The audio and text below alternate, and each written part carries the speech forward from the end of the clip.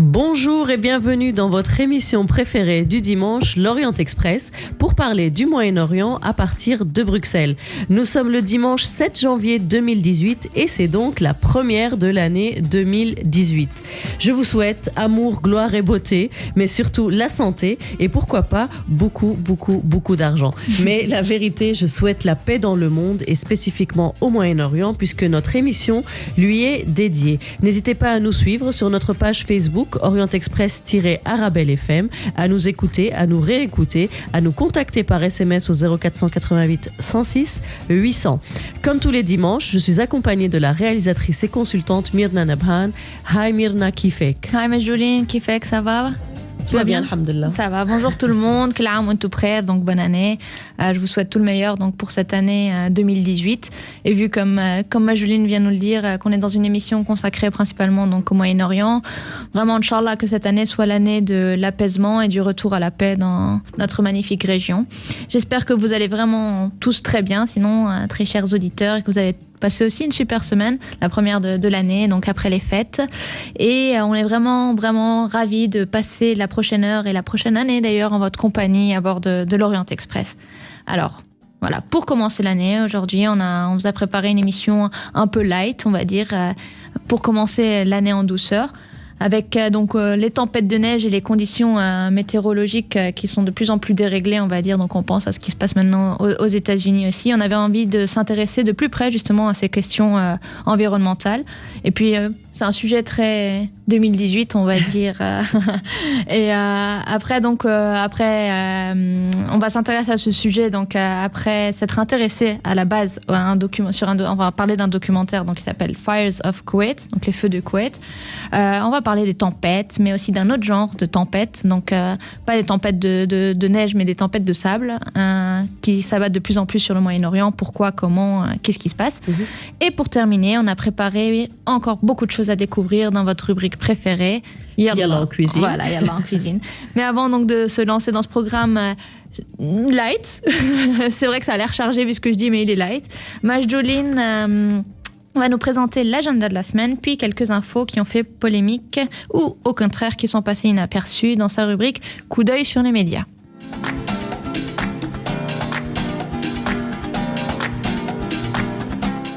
Alors Majouline, qu'est-ce que tu nous as décoté comme information polémique ou inaperçue donc cette semaine?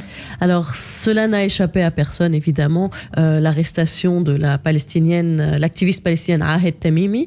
Donc il y a une pétition online sur le site d'Avaz qui demande la libération donc de cet activiste.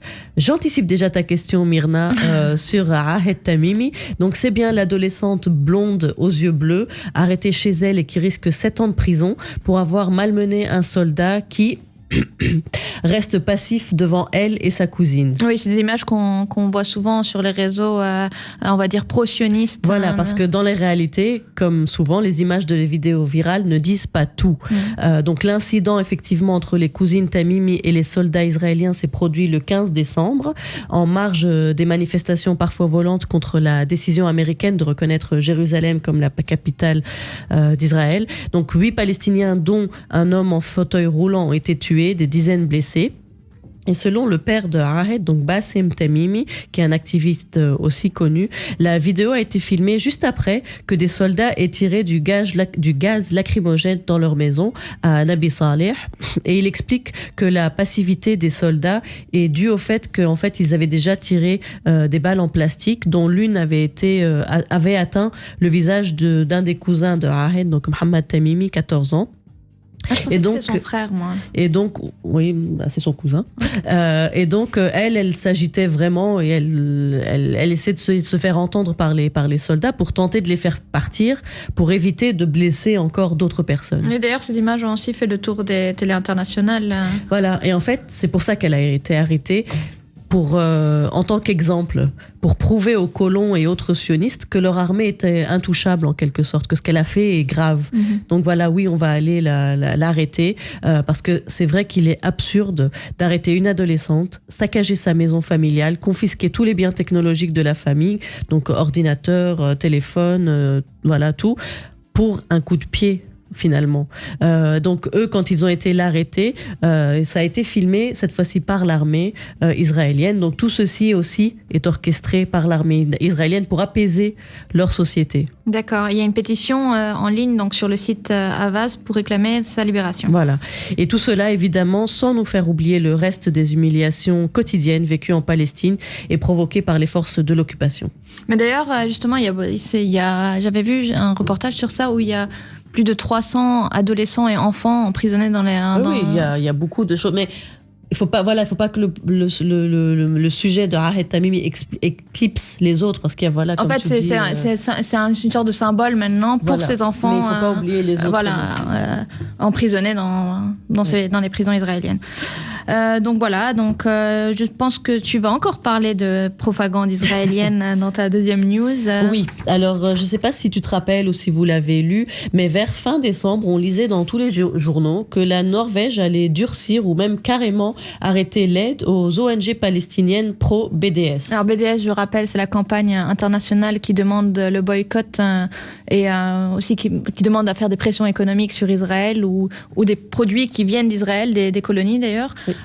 Et BDS, c'est l'acronyme de boycott, désinvestissement et sanctions. Voilà. C'est ça. Et donc, c'est une campagne, on va dire, relativement suivie et qui déplaît fortement, évidemment, à Israël. Donc, suite à cette annonce dans les journaux comme quoi la Norvège allait arrêter de soutenir financièrement l'aide aux ONG palestiniennes, eh bien la représentante en Palestine pour la Norvège a officiellement dénoncé cette annonce. La Norvège n'ayant absolument pas changé ses conditions d'octroi d'aide, elle a formellement identifié cette rumeur comme provenant de la propagande officielle israélienne. Ouais. C'est carrément invraisemblable en fait qu'ils arrivent à diffuser ce genre d'intox sur d'autres pays. C'est une puissance de désinformation qui n'a vraiment plus de limite. On est en plein dans les fake news partout dans le monde aussi, donc il faut toujours s'assurer d'où viennent. Mais ça a été relayé double-checker. Ça a été relayé par toutes les agences de presse. C'est ça qui est fou. Mais bon, voilà, c'est les fake news, encore une fois. Et donc, tu vas nous terminer par une news, j'espère qu'elle n'est pas fake cette fois-ci, du Liban. Alors, elle n'est pas fake, et pour ceux qui suivent un petit peu les politiciens libanais sur les réseaux sociaux, eh bien, vous verrez que depuis quelques jours, ils partagent tous des photos en compagnie de leurs chiens. Oui, on a vu Aaron, donc le président Aaron, et il y avait aussi le Walid Jumblat. Exactement. Aussi, donc, Et donc, pourquoi est-ce que ils partagent ces photos ? C'est parce qu'il y a eu une vidéo qui traîne sur les réseaux sociaux qui montre des chiens errants empoisonnés et en train d'agoniser. Cela se passe dans la municipalité de Robeiri, dans le sud du Liban. Les employés municipaux ont donc attiré ces chiens errants avec de la viande contaminée, et ceci dans le but de s'en débarrasser car ils dérangeaient apparemment beaucoup. Mais c'est pas la première fois que le traitement des animaux au Liban suscite des protestations, justement. Exact, et c'est un peu la technique la plus facile pour se débarrasser d'un problème. Déjà en janvier 2017, des centaines de mouettes avaient été abattues par des chasseurs près de l'aéroport Rafiq Hariri après avoir été considérées comme une menace pour les vols, et des activistes avaient à l'époque partagé des photos d'oiseaux morts provoquant l'indignation à travers le pays. Julie, je ne sais pas d'où tu nous trouves toujours tes news polémiques, mais bon, on va complètement switcher de sujet parce que là, tu nous as fait un peu peur avec tes oiseaux morts et les chiens. Donc on va parler plutôt du Koweït et des sables et des tempêtes, et qui sont pas non plus super cool, mais... Voilà, et justement, et juste avant, plutôt, on va écouter France Gall qui nous a quittés ce matin ou hier soir. Oui, ce matin, paix à son âme. Avec une chanson qui est dans le mood, on va dire, c'est la chanson Résiste. Ah, bah voilà. Pas mal, le choix musical. Retrouvez les podcasts de vos émissions sur arabelle.fm. Et re-bienvenue à tous dans votre émission préférée du dimanche, l'Orient Express, pour parler du Moyen-Orient à partir de Bruxelles. Et aujourd'hui, Majdoulin va encore nous faire voyager, nous emmener à la découverte d'une ville. Et donc, je crois que c'est le Koweït, c'est Koweït City, la ville, et c'est la capitale de... Koweït. Voilà. Tu es trop smart. Merci. Et très drôle. Alors, le Koweït, c'est le petit émirat installé au fond du golfe Persique qui attire essentiellement des voyageurs d'affaires. Comme ses voisins qataris ou dubaïotes, son désert, ses plages et ses parcs d'attractions spectaculaires en sont les attractions essentielles. C'est à découvrir à l'occasion d'un voyage professionnel ou d'une escale prolongée. En dehors de l'agglomération de Kuwait City qui s'étale à l'ouest et au sud le long de la côte, le pays ne compte que 2 villes oasis, donc Abdalli au nord, à la frontière irakienne, et El Wafra au sud à la frontière saoudienne. Voilà, elle est agréable et facile à visiter. La capitale a vraiment, on va dire, le paysage d'un patchwork de hauts buildings, d'hôtels de luxe, de grands parcs. Les fameuses Kuwait Towers en sont l'édifice symbolique, avec ses 3 pics sur lesquels sont suspendus 3 globes couverts de mosaïques bleu persan face au golfe. Elles ont été dessinées par un architecte suédois et elles sont la vitrine du pays depuis leur inauguration en 1979. Elles peuvent être visitées, proposent entre autres une passerelle d'observation, des boutiques, des bars. Mais pour tout savoir, à l'origine, ces tours originales sont des châteaux d'eau. D'accord. Et il y a aussi Doha Village. À ne pas confondre avec la capitale du Qatar. Doha Village est une zone de divertissement située à Al-Jahra, à 20 km à l'ouest du centre-ville de Kuwait City, simplement nommé Entertainment City. Le complexe comprend 3 parcs d'attractions, Arab World, International World et Future World. Donc le nom dit ce que c'est à chaque fois. Un mini-golf, un grand parc artificiel paysager et aménagé de lacs, un petit zoo, des boutiques, des restos, vraiment tout pour se divertir et consommer. Un lieu sympathique où passer une journée et partager avec les Koweïtiens des moments d'amusement. Il est intéressant de noter que l'accès au parc est gratuit et seules quelques attractions les plus vertigineuses sont donc payantes. D'accord, donc ça c'est au niveau donc divertissement et consommation, surtout principalement on va dire. Mais niveau culturel, qu'est-ce qu'il y a à Kuwait City ? Alors on a quand même pas mal de choses. Donc plus culturel, on a le Tariq Rajab Museum qui présente une intéressante collection ethnographique. Les objets et œuvres d'art islamique ont été rassemblés par le premier ministre des Antiquités du pays et sa femme britannique. La collection est vraiment superbe. On a de sublimes portes ornées du 19e siècle qui proviennent du Caire, des objets, des bijoux en argent d'Oman, en perles de Bahreïn ou en or carrément d'Arabie Saoudite, des manuscrits arabes anciens, mais aussi des curiosités venant de Mongolie, d'Inde, du Népal. On peut vraiment dire une caverne d'Ali Baba à découvrir donc à environ 10 km au sud de Kuwait City Downtown. Il y a aussi d'autres attractions ? Alors d'autres attractions, la Cité des Sciences de Kuwait City sur la Corniche accueille le plus grand aquarium du Moyen-Orient ainsi qu'un cinéma IMAX, un centre d'interprétation du désert ainsi que sur les quais la dernière boutre traditionnelle d'époque du pays.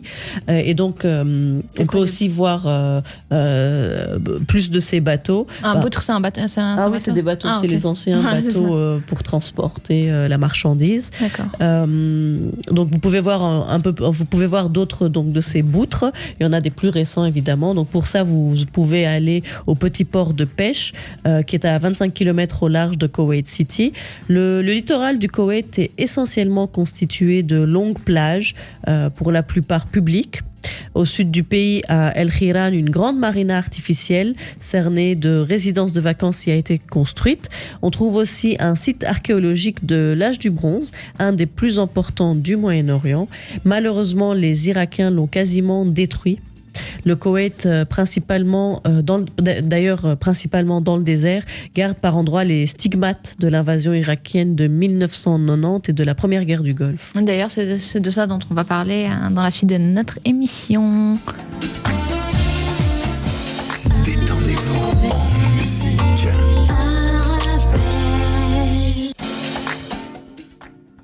Alors, quelle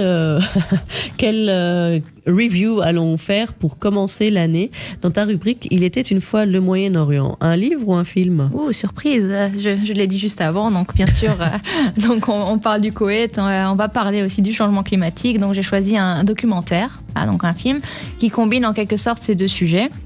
Donc, je vais vous parler du documentaire Fires of Kuwait, donc les feux du Koweït, du réalisateur David Douglas, qui a été nominé aux Academy Awards en 1992.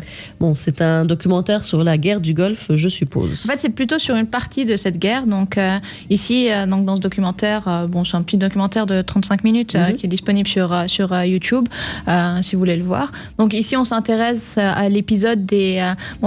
là, j'ai un petit problème parce qu'en fait, les sources ne sont pas fixes, mais apparemment, des 732 puits de pétrole koweïtiens qui ont été incendiés par les troupes irakiennes et du combat dangereux mené par 10 000 professionnels du feu d'une quarantaine de pays pour éteindre cette immense tempête de feu pendant des jours et des jours. Donc je dis, c'est un peu pas fixe parce que j'ai lu qu'il y a 600 puits, 700, un millier, enfin voilà. Mais ça reste entre 600 et 1000. Ça, c'est énorme quand même. Voilà, c'est beaucoup de puits qui ont été incendiés. Donc ce documentaire retrace l'effort international qui a été vraiment mis en œuvre face à cette catastrophe, j'ai envie de dire humaine, mais qui est aussi naturelle au final, vraiment sans précédent. Et c'est vraiment un documentaire qui célèbre la solidarité et le courage des pompiers jusqu'à la victoire contre le feu. Et justement. Ok, donc ce film retrace donc ces puits de pétrole, comme tu viens de dire, qui ont été allumés par les troupes irakienne. Mais est-ce que tu peux nous rappeler justement rapidement le contexte en fait dans lequel cette catastrophe environnementale en fait s'est passée? Donc en très très résumé, on va pas rentrer dans un cours non plus de la guerre du Golfe. Voilà, on est dans le contexte donc de la guerre du Golfe en effet, et c'est bon bien sûr il y a tout le background, c'est la conquête pétrolière on va dire. Donc et on est en 1900. Donc c'est les années 90.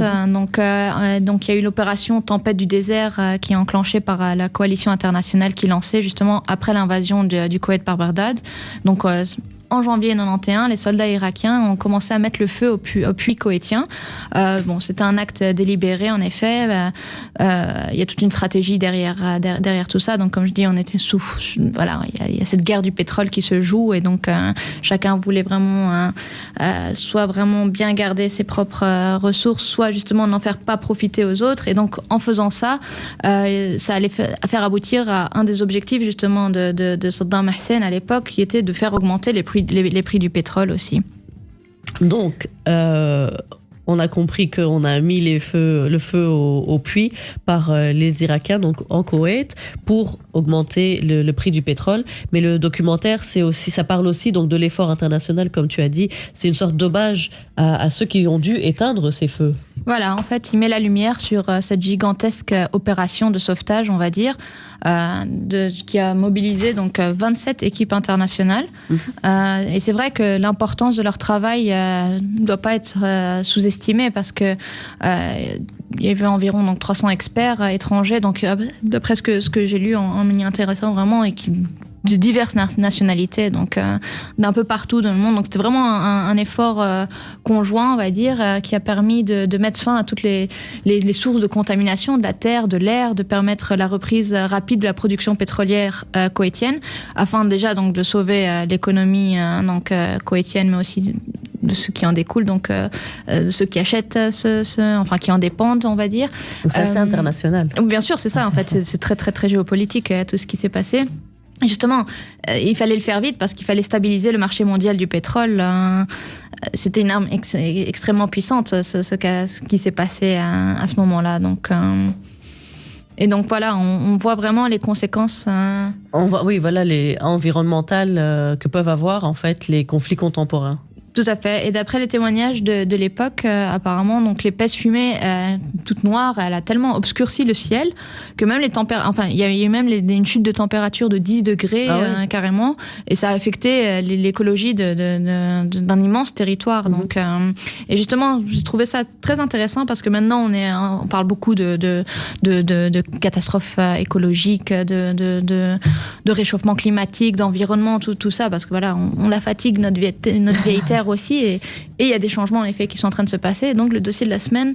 Mais moi j'ai quand même une question avant le dossier de la semaine. J'ai peur. Comment est-ce qu'ils éteignaient les feux? Donc là j'ai lu mais j'ai rien compris. D'accord. Parce que c'était des techniques vraiment assez. Parce que c'est vraiment les puits qui sont en feu. Oui, mais après il fallait stabiliser, donc c'était vraiment quelque chose d'assez dingue. Donc j'ai essayé de comprendre, mais ils expliquaient il fallait creuser de manière oblique pour ne pas toucher je sais pas quoi. Donc le but c'est d'arrêter l'arrêt du pétrole qui arrive. Là il faut avoir un spécialiste. Je sais qu'il y a eu toute une polémique aussi parce que il y a justement un ingénieur franco-libanais qui était à la base à trouver la technique et elle a voulu proposer comment l'éteindre assez rapidement. Ouais. Et l'idée lui a été piquée, et donc maintenant il demande réparation au Koweït pour lui payer ça. Donc il y a toute une polémique autour de cette histoire, maintenant encore des années et des années après. Donc faudrait peut-être lui demander vraiment quelle est la technologie. Je ne suis pas encore pompier ni ingénieur. Donc, Très bien. Donc maintenant, juste dans quelques instants, on va rester comme on a dit, dans les catastrophes environnementales qui pourraient découler en fait des conflits contemporains. En tout cas, on s'intéresse aux tempêtes de sable qui augmentent dans la région au Moyen-Orient. Et c'est donc dans quelques instants dans l'Orient Express sur Arabelle. Pour ceux qui nous rejoignent, vous êtes dans l'Orient Express sur Arabelle et c'est la première de l'année 2018. On a eu quelques petites news polémiques ou pas polémiques, n'est-ce pas Myrna ? Trop polémique, à mon goût. On a parlé du Koweït, on a visité Koweït City, on a parlé des puits de pétrole dans les années 90 qui étaient mis en feu par Saddam Hussein et qui ont dû être éteints. Une technique que Myrna ne connaît pas, mais c'était le sujet. Mais je vous invite à regarder sur Google et compagnie parce que c'est vraiment passionnant. Hein. J'ai commencé à le lire. Le documentaire, c'est Fires of Kuwait. Oui, mais même au-delà du documentaire sur cet épisode de la guerre justement et des photos iconiques aussi. Oui, Donc il y a justement un photojournaliste qui était sur place. Je crois qu'il était espagnol, ou latino, et qui était sur place et qui est resté donc avec ces équipes-là et qui a pris des photos, des clichés magnifiques qui ressort maintenant justement dans un livre parce qu'il s'est rendu compte que... il a suivi les équipes qui éteignaient les feux. D'accord. Justement. Très bien. Et en fait, voilà, le concept du dossier de la semaine, c'est l'impact de ces conflits sur les conséquences environnementales de ces conflits. Là, tu spoil un peu ma fin de... C'est pas un peu ça de dossier. Parce que voilà, le dossier s'appelle Tempête sur le Moyen-Orient. Donc voilà, tout à fait. Donc c'est un dossier consacré donc aux tempêtes au Moyen-Orient. Et c'était, en fait, pourquoi est-ce que c'est assez intéressant ? Parce qu'en fait, c'était très rare ce genre de tempête il y a encore quelques décennies. D'accord. Alors que maintenant, c'est devenu quelque chose d'assez commun, on a l'impression. Donc elles font vraiment partie du paysage de cette région du monde. Donc c'est assez incroyable comme phénomène. Je ne sais pas si tu avais vu des images à l'époque, dès que ces tempêtes s'abattent là-bas. C'est vraiment, ça donne un peu un côté très apocalyptique en fait. Donc c'est vraiment des tempêtes de sable. Oui. C'est la sable qui recouvre partout. On suffoque, on ne peut pas respirer. Voilà, c'est justement, voilà, donc ces phénomènes sont capables de mettre à mal vraiment toute l'économie d'un pays, de paralyser la circulation ou, comme tu l'as dit, de mener à des problèmes de santé. D'ailleurs, quand ça arrive, les autorités conseillent aux femmes enceintes, aux personnes qui ont des problèmes respiratoires ou aux personnes âgées de rester vraiment bien confinées chez elles. Donc, et c'était le cas, par exemple, lors de cette grosse tempête en 2014 en Égypte. Oui, d'ailleurs, c'est vraiment un immense mur de sable et de poussière qui avait recouvert en quelques minutes le Nil. Donc, si vous voulez vraiment voyez ces images sur Internet, c'est vraiment impressionnant. Donc, c'est fou, quoi. C'est vraiment fou. Et donc, il y avait aussi, vu qu'on a parlé de Koweït City tout à l'heure, donc en 2011, pareil, il y avait aussi une tempête de sable où on voyait même pas, je crois, son propre nez. C'est une nouvelle expression que j'ai décidé d'inventer. Donc, oui, parce que c'est difficile de voir son nez à la base. Mais bon. Donc, il y a aussi l'énorme tempête en 2015 qui s'était abattue sur Jérusalem aussi. Et on voyait même plus les rayons de soleil ni rien. Et ça, voilà, comme je dis, ça donne une impression de fin du monde. Et d'ailleurs, il l'avait appelé la tempête du siècle. Et il y avait eu des morts, 12 morts, je crois, et des centaines de blessés, des gens avec des problèmes respiratoires et compagnie, quoi. Donc en gros, avant, il y avait moins ou même quasi pas de ces genres de tempêtes. Et comment ça se fait en fait que ces tempêtes soient de plus en plus fréquentes et aussi intenses ? Alors justement, c'est comme ça, c'est assez pas normal. Pas normal, voilà, comme phénomène, mais qui devient de plus en plus normal. Donc dans le désert du Negev, il y a une sorte d'institut météorologique qui s'intéresse vraiment beaucoup à la question. Donc, pour les spécialistes qui sont dans cet institut et qui observent ces phénomènes, expliquent ça principalement, donc bien sûr par le réchauffement climatique extrêmement rapide en fait que connaît actuellement le Moyen-Orient. Donc, en 15 ans, la végétation a diminué de 30% dans notre région. Donc, c'est énorme. C'est vraiment énorme. En 15 ans, 30%, c'est chaud. C'est chaud. Le niveau de blague 2018. On met le niveau. Il y a du niveau. Donc voilà, c'est vraiment, et c'est extrêmement inquiétant. Donc il y a une augmentation des températures assez important, conséquente, tout à fait, une diminution des précipitations et une désertification, j'ai l'impression de faire la météo, qui s'accentue donc. Ils s'accentuent et donc les terres cultivables, ça sèche fatalement et deviennent, on va dire, friables. Donc, avec le vent, elles sont effritées par le vent et ça commence à... Donc c'est vraiment un exemple pour Trump et tous les climato-sceptiques qui nient en fait l'existence de ce réchauffement climatique. Voilà, comme tu le dis, c'est vraiment un exemple concret parmi tant d'autres aussi. Donc s'il il les voit pas, c'est... J'avoue que nous en Belgique on a du mal à le voir. Le réchauffement climatique, quoique. Oui, on le voit. C'est un peu déréglé. C'est déréglé. Voilà, donc, je rigole, mais c'est vrai, c'est un problème très très grave.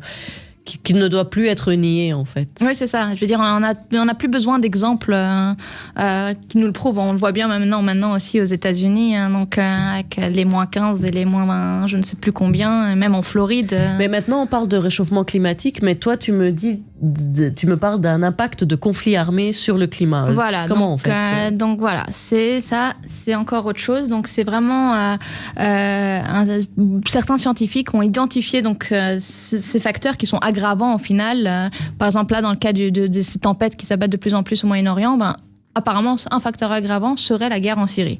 Mais j'arrive pas encore à avoir le lien. Bon, on va pas pointer du doigt les responsables. non, mais je veux dire donc.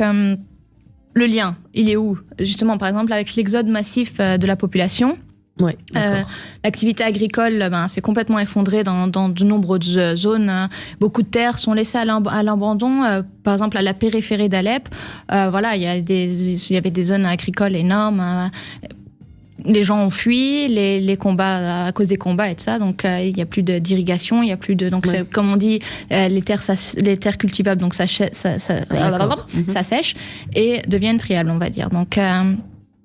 en plus de ça, les combats qui ont lourdement endommagé les infrastructures et qui laissent derrière eux des tas, on va dire, de déchets, d'immondices, de tout ce qui un peu reste après des combats. Et justement, quand les scientifiques de l'institut là dont je parlais dans le désert du Negev ont un peu se sont vraiment intéressés à l'impact donc de la guerre en Syrie sur ce sujet-là. Et quand ils ont étudié la trajectoire de la grosse tempête de 2015, ils ont remarqué qu'elle a balayé donc la Syrie du nord au sud, en passant donc par Palmyre, en fait, la ville de Palmyre, où il y a eu énormément d'activités militaires quelques mois avant justement le soulèvement de la tempête. Et bon, non, déjà on est dans le désert et compagnie. Donc, et en fait tous ces combats ont détruit la croûte terrestre et l'a transformée en une sorte de poussière qui s'est vraiment encore plus soulevée lorsque... Ça accentue le poids de la poussière. En quelque sorte. Donc en fait, la guerre accentue les phénomènes nés du réchauffement climatique. Donc en fait, ça ne présage rien de bon pour la suite et pour le futur. Voilà. D'ailleurs, toujours ces mêmes spécialistes ne sont vraiment pas du tout optimistes, mais vraiment pas du tout. Et c'est vraiment inquiétant parce que d'après l'ONU, il y a certains pays, donc comme l'Irak, donc qui pourraient connaître 300 jours de tempête de sable par an d'ici une dizaine d'années. Donc c'est dans pas très longtemps, quoi. Et qui va rendre vraiment la région difficilement vivable, on va dire. Donc, mais est-ce qu'ils voient des solutions ? Ça, je ne sais pas. Il faut demander à tous ces experts justement du climat quels sont. On va pas dire oui, on va arrêter les conflits.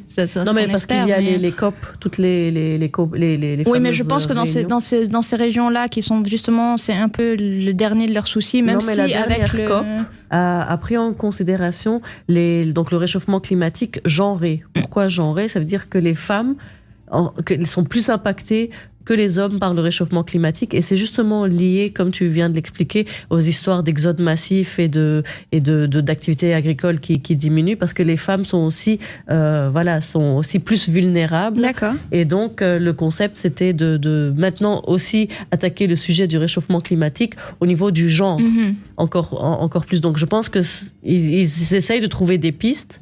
Mais ça reste encore pour l'instant au niveau de théorie et au niveau de traité, mais pas encore d'action réelle. Mais c'est intéressant ça, je connaissais pas du tout cet angle-là. Non, c'est vrai, ça me donne envie d'aller en savoir plus parce que c'est assez intéressant parce que voilà, bien sûr, les réfugiés climatiques, ça existe et ça ne va s'escaler en s'accentuant pendant les prochaines années, justement les gens qui quittent. Et d'ailleurs, il y a aussi une théorie qui disait que l'un des facteurs de la guerre en Syrie était justement les différentes sécheresses qui ont tapé, qui ont frappé donc ce pays, les zones rurales qui pendant des années. Voilà, en fait, les gens ont dû partir, quitter leur zone, se sont retrouvés aux abords des villes, à la périphérie des grandes villes, donc avec des problèmes socio-économiques et compagnie, et donc qui a fait partie aussi du mécontentement de la population pour certaines raisons, et donc c'est aussi un des facteurs à cause de la sécheresse et du réchauffement climatique. Ouais, c'est voir la guerre d'un autre prisme. Qui fait partie c'est un des facteurs justement aussi qui a contribué à la guerre. Eh bien, c'est très intéressant, Myrna, ce que tu m'apprends. Merci. Voilà, toi aussi tu m'as appris quelque chose. De l'apprentissage mutuel. Et pour parler des questions de genre, on va parler de cuisine parce que c'est notre spécialité. Toi, tu arrives toujours à trouver un lien entre. Pourtant, la cuisine, c'est pour les hommes et les femmes. Mais en tout cas, les hommes aiment bien manger. Oui, mais c'est aussi les plus bons grands plats à préparer. Oui, mais aussi les plus grands cuisiniers sont des hommes. Et donc, le fameux Yalla en cuisine, c'est dans quelques petites minutes. Pour ceux qui nous rejoignent, c'est bientôt la fin de l'émission L'Orient Express, mais vous resterez sur Arabelle parce que juste après, vous allez entendre de la belle poésie avec Mohamed Amin et Dunia Al-Adab. Et pour notre dernière rubrique de L'Orient Express, nous allons parler de cuisine. D'ailleurs, justement, qu'est-ce que tu nous as préparé comme plat, Majdoumi ? Bon, le sujet était quand même assez facile puisqu'on a un dossier sur le Koweït et on a visité Koweït City. Donc, on va parler de cuisine koweïtienne en général et de ses influences. Donc c'est un mélange de cuisine arabe, persane, méditerranéenne, une cuisine typique des cuisines de tout le Moyen-Orient. Mais d'ailleurs, ils mangent très, très épicé, je crois, au Koweït, non ? Oui, donc la cuisine avec à la base donc la cuisine orientale s'ajoutent les currys indiens à la viande et au poisson et des plats fortement épicés qui sont aussi le témoin des échanges séculaires de la fameuse route des Indes. Ah, j'aime quand tu parles comme ça des plats de manière si intelligente. Et quel est justement donc le plat principal au Koweït ? Alors c'est le marbous qui a pour ingrédient principal de base le riz. Donc parfumé des deux incontournables épices, donc le safran et la cardamoma. Il est pour ceux qui écoutent nos publicités sur Arabelle, donc il est préparé soit avec du poulet, de l'agneau ou encore le poisson. Il est cuit, puis ensuite toutes ces différentes viandes sont associées au riz. Il y a aussi beaucoup de plats à base de produits de mer. Alors, El Koweït signifie en arabe littéraire la petite forteresse construite près de la mer. Et donc, El Koweït a su profiter de sa situation de bord de mer pour inclure les produits de la mer dans sa cuisine. Les poissons se retrouvent régulièrement en fait sur les tables koweïtiennes. Elles sont cuisinées avec du riz parfumé d'épices orientales comme les clous de girofle et le citron. Ils sont frits aussi et accompagnés d'une délicieuse sauce tomate bien épicée. Ils préparent aussi une succulente soupe de poisson avec des oignons, de l'ail, des tomates et assaisonnée au cumin. Et comment ça se présente en fait, on va dire un repas traditionnel chez nos amis koweïtiens ? Alors lors des repas traditionnels, on présente les plats d'agneau avec du riz au raisin sec, des graines de grenade, des oignons frits, dans de magnifiques plateaux en cuivre. Lors des cérémonies de fête, le grand plat est accompagné d'une multitude d'autres mets de poulet, de poisson, de légumes, de fruits et d'entremets. Les mets favoris sont le marrag, donc c'est un ragoût d'agneau aux tomates et aubergines, le sheikh el mahshi, donc les courgettes farcies de riz, de noix et de viande hachée. Vous avez aussi les farcis de feuilles de vigne ainsi que les farcis d'oignons et une bouillie nommée Hris. Donc c'est du blé concassé dans un ragoût de viande. Justement, c'est super connu, c'est intéressant parce que il y a une pratique en fait pour le hris. Mm-hmm. En fait, c'est une sorte de procédé qu'ils appellent le hris. Donc concrètement broyer le blé, on va dire. Et en fait, chaque famille achète d'énormes quantités de blé. Et ils invitent un groupe de femmes spécialisées dans le broyage de blé. Et elles les broient au rythme de la musique, en chantant, accompagnées de femmes qui font des musiciennes et tout. Pour broyer le blé. Ouais. Pour la... Donc voilà, et ça s'appelle le hris, pour faire le hris, justement. Et donc, une fois qu'on a le hris pour toute l'année, on a aussi les desserts. Donc dans les desserts, c'est des fruits, des dattes, les dattes des oasis. On retrouve aussi des gelées de toutes les couleurs et des puddings bien connus des écoliers anglais et qui sont en fait l'héritage du protectorat britannique. Et à la fin du repas, on sert le café et le thé noir, très fort et très sucré. Voilà, nous aussi on va terminer donc sur du café ou du thé que tu vas m'offrir à la fin de cette émission. Moi, Julienne, t'es pas au courant, mais voilà, maintenant Eh bien, tu avec m'invites. grand plaisir. On va aller se boire un cappuccino. Voilà, non, on va boire un thé à la cardamome, comme tu dis. Donc, c'est mieux qu'un petit cappuccino. Alors Donc, voilà, j'espère que vous avez passé un bon moment avec nous. Nous, on a appris plein de choses en préparant cette émission. C'était vraiment très intéressant. Myrna, merci pour ton dossier. Je t'en prie, merci pour tes informations polémiques tout le temps et ta découverte de Koweït City, qui est la capitale de Koweït. À la semaine prochaine. Oui, avec grand plaisir. Merci à tous, chers auditeurs, d'avoir passé ce moment avec nous. N'hésitez pas à réécouter l'émission donc samedi prochain à 16h aussi, ou réécouter le podcast sur notre page l'Orient Express, Orient-Express-Arabelle FM. Et je vous dis à très bientôt. Passez une excellente semaine. Bye.